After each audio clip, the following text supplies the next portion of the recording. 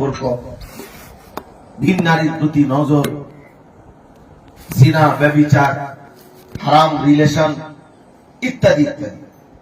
তাইলে আমরা আজকে চতুর্দিকে সমাজ, পড়ালেখা তো হচ্ছে দায়ী, বৈশ্বিক শিক্ষা, কিন্তু সেখানে নারী পুরুষের, ছেলে মেয়ের অবাধ চলাফেরা, অবাধ মেলামেশা, অবাধ প্রেম সম্পর্ক, ঘোরাফেরা, এটাকে খুব সহজ এবং স্বাভাবিক করে দিছে আছে, যার ফলে অশ্লীলতা থামছেই না, অসভ্যতা থামছেই না।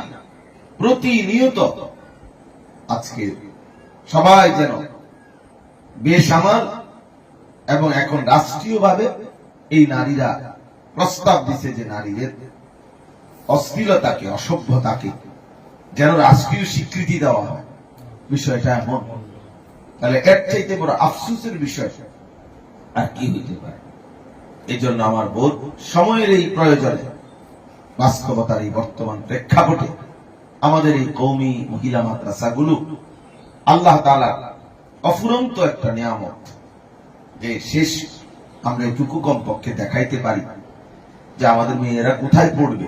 কত মানুষ আমাদেরকে প্রতিনিয়ত বলে, তা আলহামদুলিল্লাহ এখন এই মহিলা মাদ্রাসার বরকতে আমরা এটুকু বলতে পারি যে কমপক্ষে মহিলা মাদ্রাসায় পড়ানো। মহিলা মাদ্রাসার বোরকা, মেয়েরা যে কালো বোরকা পরে এবং উপরে যে পাট্টাওয়ালা, 3টা পাট্টা বা 4টা 5টা পাটওয়ালা, উপরে যে হিজাব পরে হাঁটু পর্যন্ত ঢাকে, আলাদা আরেকটা কাপড়, এইটা দিয়ে কমপক্ষে আজকে আলহামদুলিল্লাহ বোঝানো যায় যে কমপক্ষে মুসলিম নারীর বোরকা কেমন হওয়া উচিত।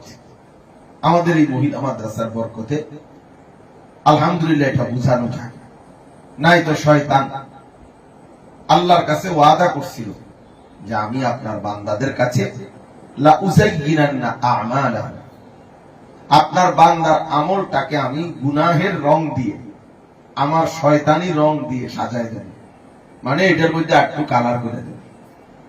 লা উযায়্যিনান্না, ঠিকই বোরকা ছিল কালো ঢিলে ঢালা, আমাদের মা চাচিরা বোরকা পরতো একদম ঢিলে ঢালা, এবং উপরে আরো একটা হিজাব পরতো, সামনে আবার কপালের সামনে চেহারা ঢাকার জন্য আলাদা কাপড় লাগাইতো।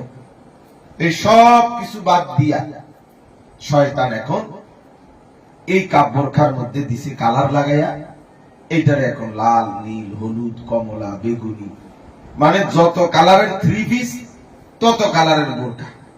এবং 3 পিস বানাইতে কাপড় লাগে যেদূর, বোরকার জন্য কাপড় লাগে এদূর।